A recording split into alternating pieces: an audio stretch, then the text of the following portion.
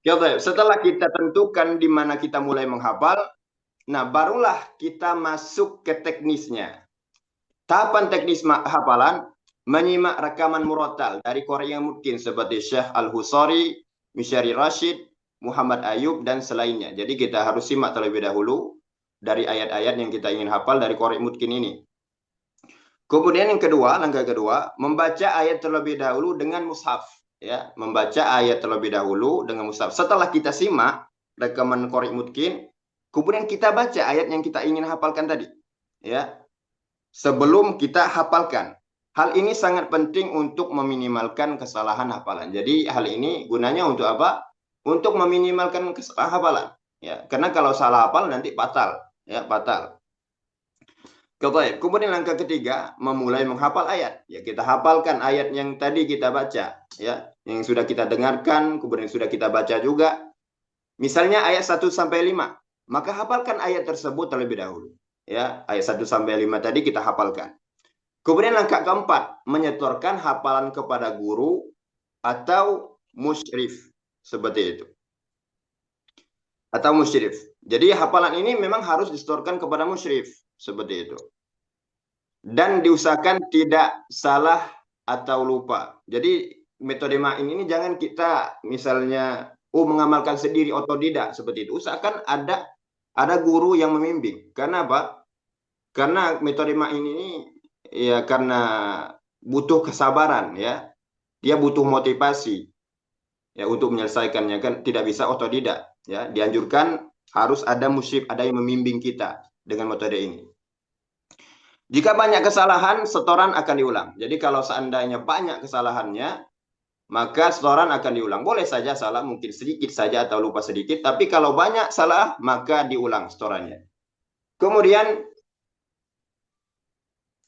metode inti main. Nah, barulah kita masuk kepada metode inti main. Tadi kalau 1 sampai 4 itu biasa saja. Mungkin lembaga lain banyak yang seperti ini. Tapi kalau yang 5 dan seterusnya, inilah yang membuat metode main ini berbeda. Langkah kelima, tikror pengulangan 40 kali. Ya, tikror atau bahasa Indonesianya itu pengulangan. Ya, tikror berapa kali? 40 kali terhadap ayat yang telah disetorkan tadi. Jadi setelah kita menyetorkan kepada musyrif, maka harus kita ulang 40 kali. Ya, harus kita ulang 40 kali ayat yang sudah kita setorkan. Kemudian kemudian ini ya rincian 40 kali tadi. 5 kali pertamanya dengan melihat mushaf. Jadi 5 kali pertamanya kita baca terlebih dahulu dengan melihat mushaf. Ya, tikrornya itu dengan melihat mushaf. 5 kali pertama. Kemudian sisanya 35 kali berikutnya itu tanpa melihat mushaf. Kita tutup mushaf kita. Seperti itu. Kemudian keenam, langkah keenam. Setelah kita tikrorkan 40 kali, kita baca tafsir ayat. Ya, kita baca tafsir ayat yang kita tikrorkan tadi. Ya, yang sudah kita tikrorkan 40 tadi kita baca tafsirnya. Tujuannya agar hafalan tidak hanya kuat, tetapi juga dipahami maknanya. Jadi hafalan kita itu tidak cuma kuat saja, tidak cuma itkon yang kita dapatkan, tidak cuma mungkin yang kita dapatkan, tapi kita paham apa yang kita hafal seperti itu. Ya, pada hari ini sangat jarang sekali ya, metode tahfiz yang disertai pemahaman makna seperti itu. Tapi metode main ini dengan adanya pemahaman makna.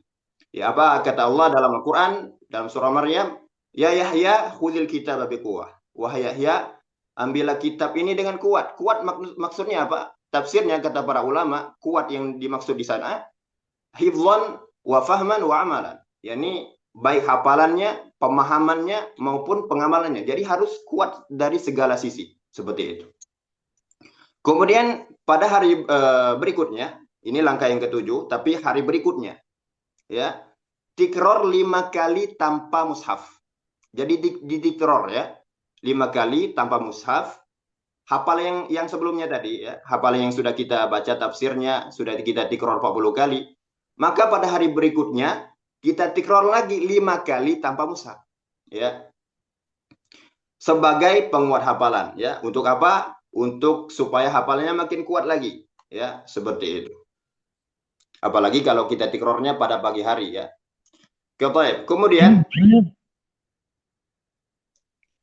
menghafal ayat baru, ya, menghafal ayat baru. Nah, barulah yang ke-8-nya, langkah ke-8 itu kita hafal ayat baru, misalnya ayat 6 sampai 10. Ya. Yang kemarin kita hafal 1 sampai 5. Berarti hari ini 6 sampai 10. Bagaimana caranya? Sesuai langkah 1 sampai 4 tadi. Sama, ya, seperti itu. Kemudian yang ke-9, langkah 9, saat menyetorkan ayat baru, gabungkan dengan ayat sebelumnya. Misalnya ayat 1 sampai 10. Berarti ayat 1 sampai 10. Kan pada hari sebelumnya 1 sampai 5 dan sudah kita tikrorkan. Kemudian hari berikutnya ada hafalan baru nih, 6 sampai 5. Nah, ketika menyetorkan 6 sampai 10. Nah, ketika menyetorkan pada hari kedua ini, yang 6 sampai 10 ini kan belum kita tikrorkan. Nah, ketika menyetorkan kepada musyrif, gabungkanlah dari 1 sampai 10-nya tersebut sekaligus pada musyrif. Seperti itu. Jadi bergandengan ya, antara yang kemarin dengan hafalan yang sekarang. Itu bergandengan. Ya, hafalan tasbih yang sudah kita mantapkan dengan hafalan yang jadid ini kita setorkan bersamaan. Bagaimana hari ketiga? Kalau hari ketiga juga sama. Hafalan yang kemarin berarti kalau yang hari ketiga, misalnya kita sudah masuk hari ketiga, hafalan yang hari kedua tadi bergandengan dengan hari ketiga. Kalau sudah masuk hari keempat, berarti hafal yang hari ketiga bergandengan dengan hari keempat dan seterusnya seperti itu. Oke. Kemudian yang ke-10. Sekaligus tadi yang 9, sekaligus musyrif itu ngecek. Ini betul tidak antum tikrorkan kemarin. Nah, kalau tidak lancar kemungkinan dia cuman berdusta seperti itu. Makanya di sini nanti ada listnya ya. Biasa ada list yang dikirimkan sudah atau tidak tikror kemarin seperti itu. Kalau memang ingin menerapkan metode ini. Kemudian langkah berikutnya yang 10 ya. Kemarin itu ya jadwal yang Anda sebarkan ya teman-teman itu 30 menit. Tapi insya Allah kita lebihkan ya karena mengingat ini insya Allah bisa lah kita cepatkan hari ini insya Allah. Oke, paling maksimal itu paling cuma 1 jam selesai insya Allah. Oke, yang ke-10 ya langkah 10. Tikror hari berikutnya dimulai ayat terakhir ya. Tikror hari berikutnya dimulai dari ayat terakhir setoran sebelumnya. Contoh ya. Kemarin hari pertama kita nyetor ayat 1 sampai 5. Hari kedua hafalan barunya 6 sampai 10. Maka tikror hari kedua, tikror pada hari kedua ini itu adalah ayat 5 sampai 10. Ya, ayat kelima. Ayat 5 ini adalah ayat terakhir dari ayat kemarin yang kita setorkan seperti itu. 5 sampai 10, bukan 6 sampai 10. Jangan tok yang hafalan baru hari ini kita tikrorkan, tidak, tapi dari ayat satu ayat dari ayat yang kita setorkan sebelumnya seperti itu. Apa tujuannya? Tujuannya agar antar ayat saling terhubung dan tidak mudah lupa. Jadi supaya antar ayat itu tidak mudah lupa, ya, tidak mudah mikir-mikir lagi, oh terpotong dia nanti. Makanya dimulai dari ayat yang kita tikrorkan sebelumnya, seperti itu. Kemudian setelah satu surah selesai, ya, misalnya sudah selesai kita setorkan Al-Kahfi sampai Al-Kahfi itu sudah selesai. Jika satu surat telah selesai dihafal, maka setorkan satu surat penuh dari awal hingga akhir kepada musyrif. Jadi kita setorkan kepada musyrif satu surah penuh tersebut, ya. Dari misalnya surah Al-Kahfi, maka surah Al-Kahfi tersebut kita setorkan kepada musyrif. Satu kali duduk, ya, satu kali duduk. Kemudian langkah selanjutnya yang ke-12. Tikror satu surah sebanyak 5 kali. Setelah kita setorkan kepada musyrif, kita ulang lagi. Ya, satu surah tadi sebanyak 5 kali. Ya, sebanyak 5 kali. Agar hafalan semakin mantap dan kuat. Ya, agar hafalan semakin mantap dan kuat. Ya, tadi sebagaimana yang Ana singgung ya. Kalau seandainya kita betul-betul mengamalkan metode ini sesuai prosedur, insya Allah ya dengan izin Allah Ta'ala, hafalan kita akan menjadi cair seperti itu. Oke, 13. Langkah selanjutnya. Setorkan satu subuk ke musyrif. Ya, setorkan satu subuh ke musyrif. Setelah setoran murid sudah sampai satu subuh, umpamanya dia sudah selesai nih surah Al-Kahfi, lanjut lagi surah berikutnya Maryam, kemudian selesai Maryam, kemudian Toha lagi, dan sudah sampai satu subuh. Ya, akhirnya sudah mencapai satu subuh. Maka setorkan satu subuh tadi kepada musyrif dengan satu kali duduk. Ya, setorkan satu subuh tadi kepada musyrif dalam satu kali duduk. Misalnya subuh pertama dari metode ini maksudnya ya. Misalnya subuh pertama dari surah Al-Kahfi sampai Furqan.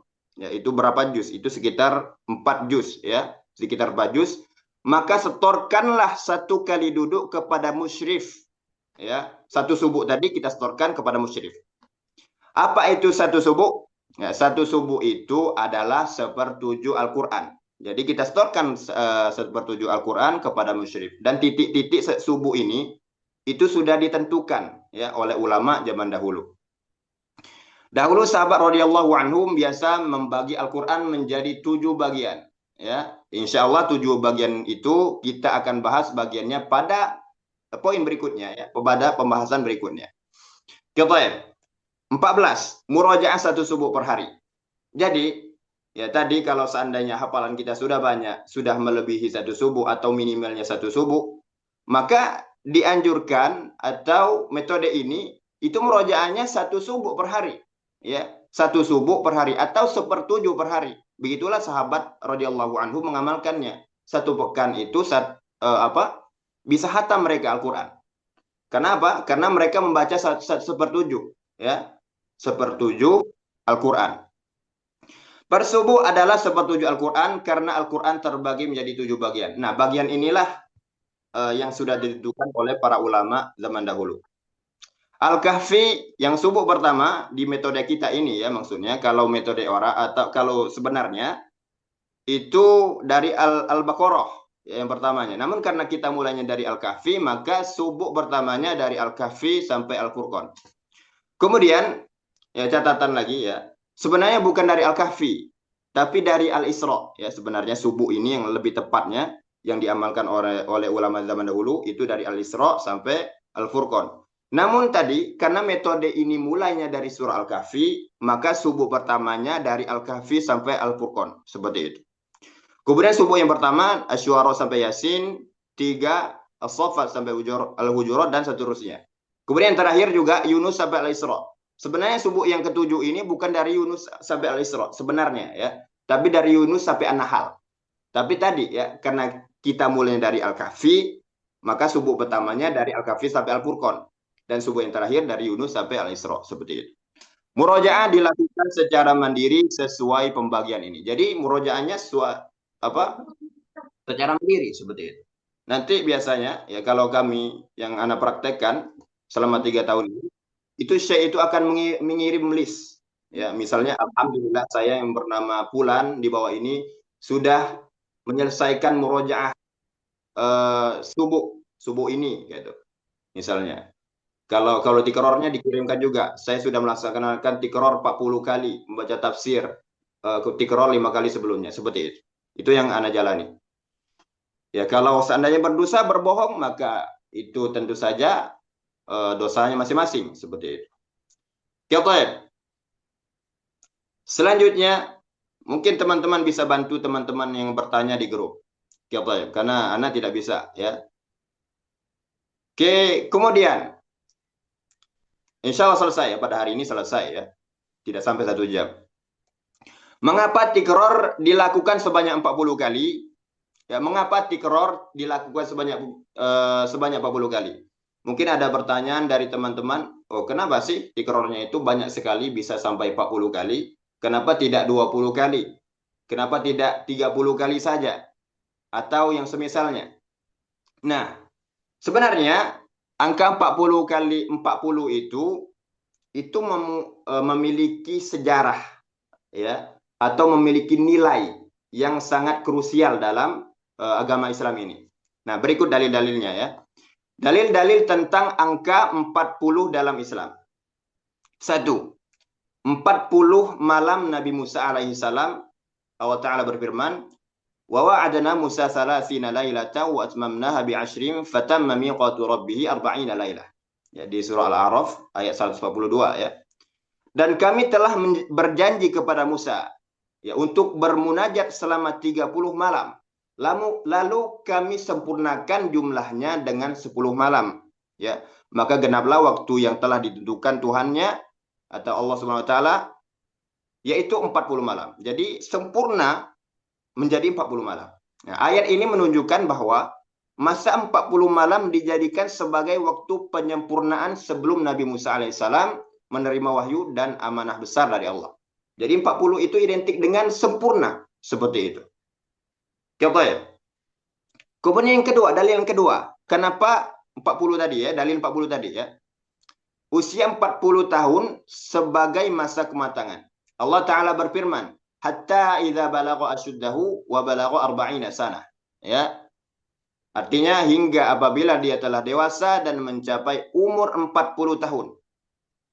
Jadi angka 40 tahun ini atau umur 40 tahun dalam Islam itu menandakan bahwa sudah kemantapan berpikir seperti itu, kematangan fisik maupun berpikir ya. Ayat ini menunjukkan bahwa usia 40 tahun merupakan puncak kematangan akal ya, jiwa dan tanggung jawab manusia. Ya, bahkan para ulama berkata ya, menafsirkan pemuda dalam agama Islam. Apa maksud pemuda dalam Islam itu? Maksud pemuda dalam Islam adalah yang usianya 40 tahun ke bawah. Itu disebut pemuda. Walaupun usianya sudah 39 tahun atau 35 tahun, dalam agama Islam itu masih pemuda. Nah, dia akan mantap kedewasaannya ketika dia umurnya 40 tahun. Seperti itu. Wallahu a'lam bishawab. Kemudian dalil yang keempat. Ya, tentang angka 40 tadi. Doa 40 orang mukmin. Rasulullah SAW bersabda, "Ma min rajulin muslimin yamutu fayusalli alaihi arba'una rajulan la yusyrikuna billahi syai'an illa syafa'ahu Allahu fih." Tidaklah seorang muslim meninggal dunia lalu disolatkan atasnya oleh 40 orang lelaki yang tidak mempersekutukan Allah dengan sesuatu apapun, melainkan Allah menerima syafaat mereka untuknya. Atau Allah akan beri syafaat mereka. Seperti itu. Hadis ini menunjukkan bahwa angka 40 memiliki makna kekuatan, kesempurnaan, dan diterimanya amal di sisi Allah Subhanahu wa Ta'ala. Kesimpulan dan kaitan dengan tikror 40 kali. Satu, angka 40 sering digunakan dalam syariat sebagai angka pemantapan dan penyempurnaan. Jadi identik dengan angka pemantapan. Yang mana seorang kalau usianya 40 tahun, maka mantap akalnya. Atau kalau seandainya tadi Nabi Musa bermunajat sampai 40 tahun, itu memiliki kesempurnaan. Ya, seperti itu. Kemudian yang kedua, penggunaan angka 40 memiliki dasar dalam Al-Quran dan Sunnah. Kemudian yang ketiga, tikror 40 kali bertujuan untuk menguatkan hafalan agar menjadi mungkin dan tidak mudah lupa. Ya. Sudah Ana singgung tadi. Insya Allah kalau kita betul-betul mengamalkan metode ini, ya, insya Allah, biiznillah ta'ala, hafalan kita akan lancar. Dengan demikian, tikror 40 kali dalam metode tahfidz ma'in bukanlah angka sembarangan. Dan bukan pula bid'ah. Ya, bukan bid'ah seperti itu. Melainkan memiliki hikmah tarbawi atau pendidikan. Ya, tarbawi itu pendidikan. Yang sejalan dengan isyarat-isyarat Islam. Ya, itu sebabnya kenapa tikrornya 40 kali. Karena memiliki dasar di dalam Al-Quran ya, yang dikiaskan ya, itu kias namanya. Kemudian mengapa harus membaca tafsir? Nah, sekarang pertanyaan, kenapa harus membaca tafsir dalam tahfiz Al-Quran atau metode ma'in ini? Kita langsung saja dalilnya ya. Kenapa membaca tafsir? Karena itu manhaj sahabat radhiyallahu anhu. Ya, diriwayatkan dari Abu Abdurrahman As-Sulami. Ya, mungkin ini sangat terkenal sekali ya. Ini nama tabi'in. Abu Abdurrahman As-Sulami ini adalah gurunya dari Imam Asim. Jadi kalau riwayat yang kita baca saat ini adalah Hafs, guru Hafs ini Asim, guru Asim ini adalah Abu Abdurrahman As-Sulami.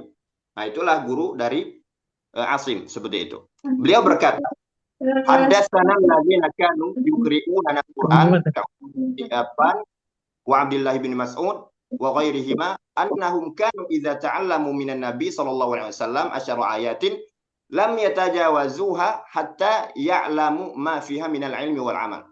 Artinya, ya, beliau tadi Abi Abdurrahman As-Salami menyampaikan telah mengabarkan kepada kami orang-orang yang mengajarkan kami Al-Qur'an seperti Utsman bin Affan, Abdullah bin Mas'ud, dan selain mereka menceritakan bahwa apabila mereka mempelajari 10 ayat dari Nabi SAW, mereka tidak akan melampauinya, ya, sampai mereka mengetahui ilmu yang terkandung di dalam dan mengamalkannya.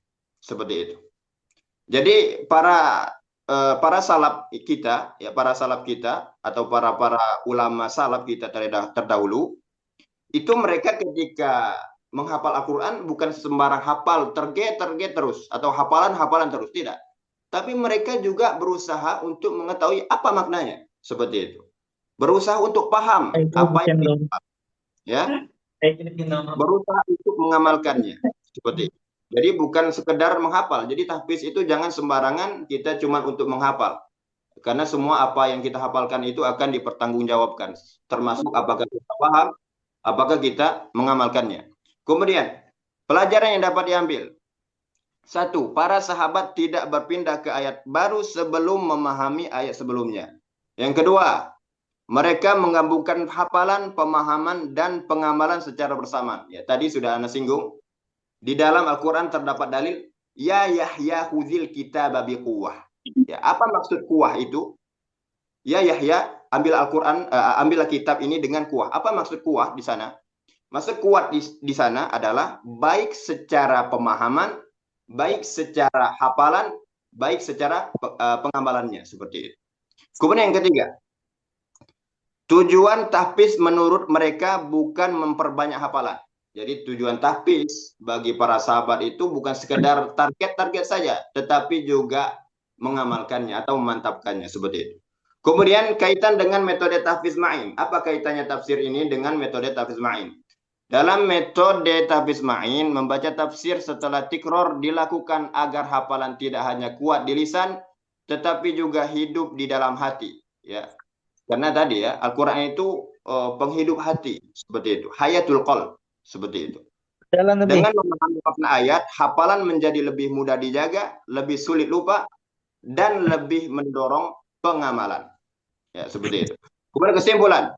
Membaca tafsir dalam tahfiz Al-Quran atau metode ma'in kita ini bukanlah perkara tambahan yang tidak penting. Ya, bukan tidak penting, itu sangat penting. Ya. Melainkan bagian dari manhaj para sahabat Nabi SAW. Inilah salah satu sebab mengapa hafalan mereka kuat. Ya, karena mereka memahami.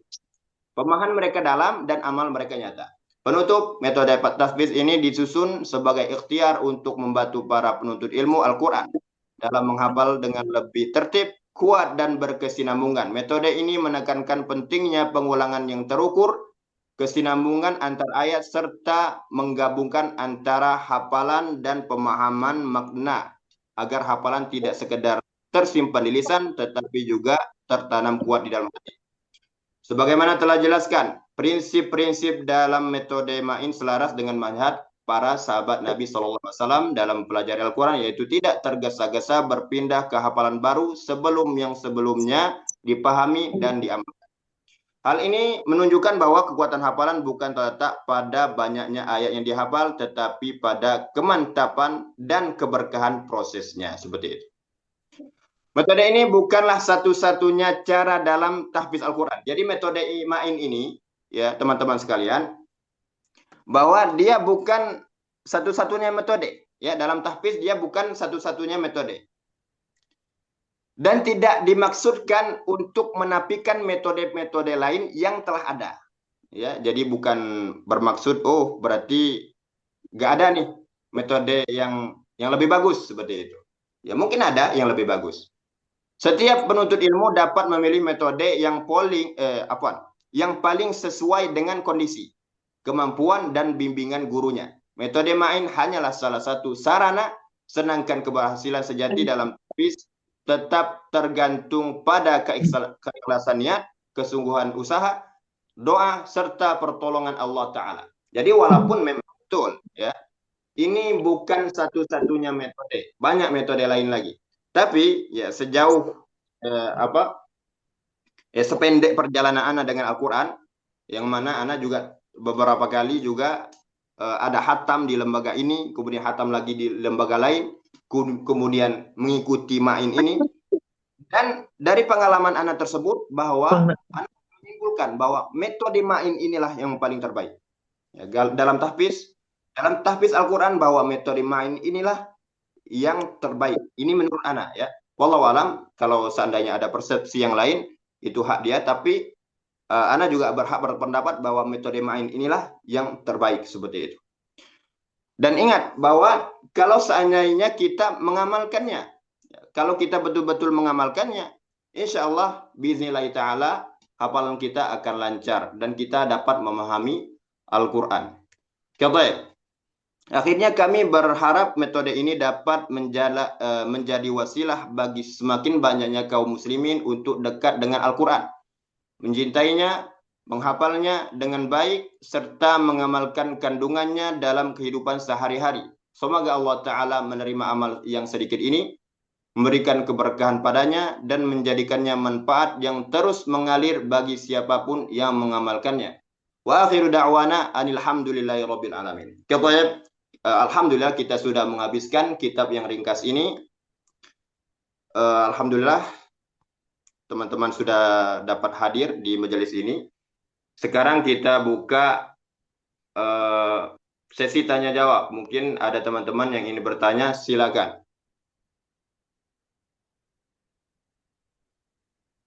Assalamualaikum warahmatullahi wabarakatuh, Ustaz. Waalaikumsalam warahmatullahi wabarakatuh. Assalamualaikum, Ustaz. Izin bertanya, Ustaz. Nah, Ustaz,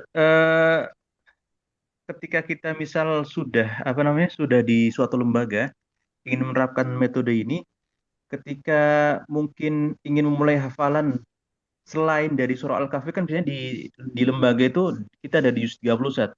Apakah bisa, Ustaz? Atau juz 1 gitu? Jangan demikian. Misalnya kita ingin menerapkan metode ini di lembaga lain, misalnya. Yang mana kita tahu bahwa metode ini dia dimulai dari surah Al-Kahfi. Tapi di lembaga tersebut, karena dia ngapalnya dari juz 30 umpamanya, maka mulainya dari juz 30. Tidak masalah. Tidak masalah. Namun patut dicatat di sini bahwa kita harus menyampaikan ilmu itu dari sumbernya. Seperti itu. Misalnya, oh ini adalah umpamanya ini metode ini sebenarnya itu dari surah Al-Kahfi, ya seperti itu. Namun karena kita mencocokkan di lembaga kita, maka kita mulainya dari juz 30, maka tidak masalah. Insya Allah tidak masalah. Oke, Nah, Ustaz. Jazakumullah, bisa? Ustaz. Satu lagi, Ustaz. Terkait Nah, murojaah yang sudah lampau ya. Tadi kan murojaahnya per subuh, Ustaz ya. nah. Al-Baqarah sampai An-Nisa. Nah, di waktu apa sebelum kita nyampe ke surah An-Nisa, itu nanti murojaahnya bagaimana, Ustaz? Semuanya misal dari Al-Baqarah berarti itu 3 juz ya, hampir 3 juz, atau bagaimana, Ustaz? Atau 2 juz misal kalau kita baru nyampe 2 juz di surah Al-Baqarah itu. Maksudnya bagaimana tadi? Eh, di di metode ini kan ketika kita Zat, murojaah kan murojaah 40 diulang 40 kali tadi kan per kita ngafalnya itu. Nah, Nah. untuk murojaah hafalan lama yang banyak itu kan per subuh tadi jelaskan. Nah, Ya, ya, misal dari Al-Baqarah sampai An-Nisa. Nah, ketika kita belum sampai surah An-Nisa, misal kita masuk ke juz 2, saya puluh sufaha, juz satunya itu tetap di murojaah harian atau bagaimana, Zat? nah, juz 1 tetap di murojaah harian. Kecuali kalau Oh. subuhnya itu kan misalnya baru setengah kita dapat atau beberapa. Tidak salah kita cuman merojaannya cuman satu saja di sana. Tidak salah. Seperti itu. Nah, Nah, Ustaz, Ustaz. jazakumullah, Ustaz, barakallahu fikum. Wafikum barakallah. Oke, Taib, ada lagi pertanyaan? Yang lain? Teman-teman yang lain?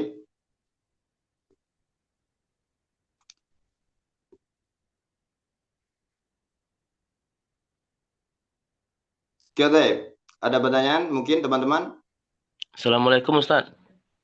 Waalaikumsalam warahmatullahi wabarakatuh. Tafadhol. Ya, Naroni Ustaz. Dari Kepayang, Bengkulu Ustaz. Oke. Barakallahu Untuk fiik. selanjutnya setelah kita melaksanakan daurah atau pelajaran metode ini Ustaz, apakah bisa ditindaklanjuti kita untuk eh, hafalannya Ustaz, kita mulai mengamalkan metode ini dengan Ustaz sebagai musyrifnya Ustaz, baik melalui Zoom atau melalui WA atau kemana Ustaz? Oke, bisa ya, rencana Ana memang ingin membuka metode ini memang membuka setoran ya. Seperti itu, majelis setoran. Rencananya Ana akan buka itu setelah Ramadan. Ya, setelah Ramadan itu insya Allah nantikan saja pengumumannya di grup. Itu insya Allah Ana kirim. Ya, Ana akan membuka metode tapis dengan metode ini melalui online insya Allah. Tunggu saja. Kemudian Oke, yang ini ada PDF-nya Ustaz, ya? Materinya ada, Ustaz. ada metode, tapi Ana belum bisa sebarkan. Oke, ada metodenya. Oke, wa iyyakum. Ada lagi teman-teman?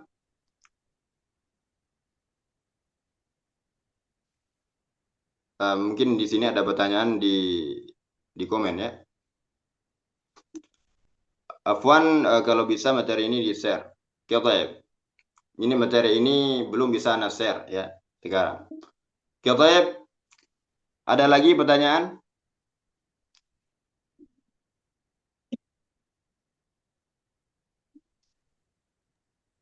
Ini Ustaz, apa Ustaz? Nah. Karena materinya tadi nggak bisa di-share, tadi Anda kurang mencatat Ustaz. Oke, insya Allah nanti ada rekaman ya. Insya Allah ada rekaman. Di rekamannya kayaknya nggak muncul Ustaz. Yang nomor 11 dengan 12 masalah hari berikutnya tadi Ustaz dengan ulangi fikr. Karena di rekaman tadi di penjelasan Ustaz tadi dengan yang digambar juga nggak muncul tadi Ustaz. Tidak muncul ya? Iya, itu kalau nggak salah yang pertama ulang tahapan teknis hafalan nomor 4 Ustaz. Nomor 4 Oh, itu nggak ada tadi Ustaz. Kemudian hari berikutnya nomor 11, 12 juga nggak muncul tadi Ustaz. Nah ini Ustaz. Ini yang 11, gambar 12. ini nomor 5, nomor 4-nya nggak muncul Ustaz. Kalau di apa yang sebelumnya kan nomor 3 cuma ada Ustaz. Oke, nanti kita pikirkan. Kemudian di sini, Afwan Ustadz terkait dengan hafal harian, apakah ada saran berapa banyak minimal atau maksimal yang dihafalkan dalam sehari? Atau hafal harian itu tergantung dengan kemampuan dan kondisi masing-masing? Oke, ya. Kalau di lembaga itu kan biasanya ada target, ya, ada target. Itu biasanya minimal setengah halaman.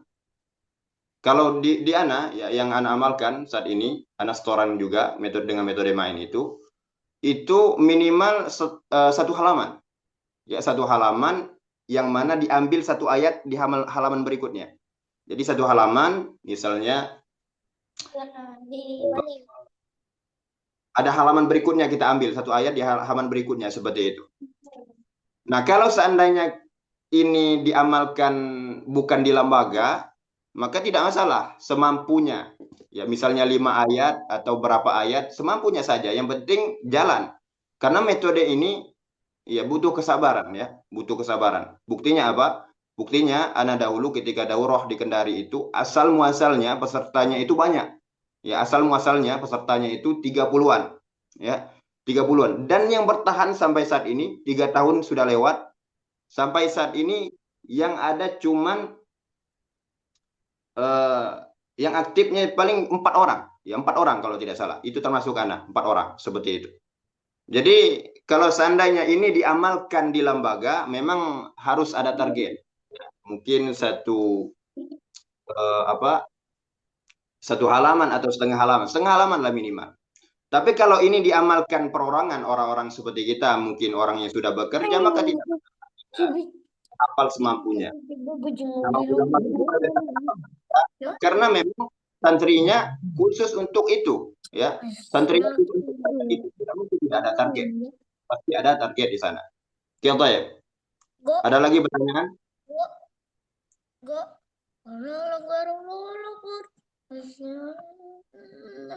Siapa ya? Nampaknya tidak ada lagi. Kita cukupkan atau kita cukupkan sampai di sini saja terlebih dahulu. Insya Allah nanti bisa jadi ada daurah-daurah selanjutnya dan mungkin bukan cuma metode ma'in saja. Nanti mungkin ada tahsin juga di sana dan lain-lain seperti itu. Kita cukupkan sampai di sini. Marilah sama-sama kita tutupkan dengan doa qabul majelis. Kurang dan lebihnya saya mohon maaf. Mari sama-sama kita tutup dengan doa qabul majelis. Subhanakallahumma wa bihamdika asyhadu an la ilaha illa anta astaghfiruka wa atubu ilaik. Wassalamualaikum warahmatullahi wabarakatuh. Waalaikumsalam warahmatullahi Waalaikumsalam wabarakatuh. warahmatullahi Wabarakatuh. Gimana?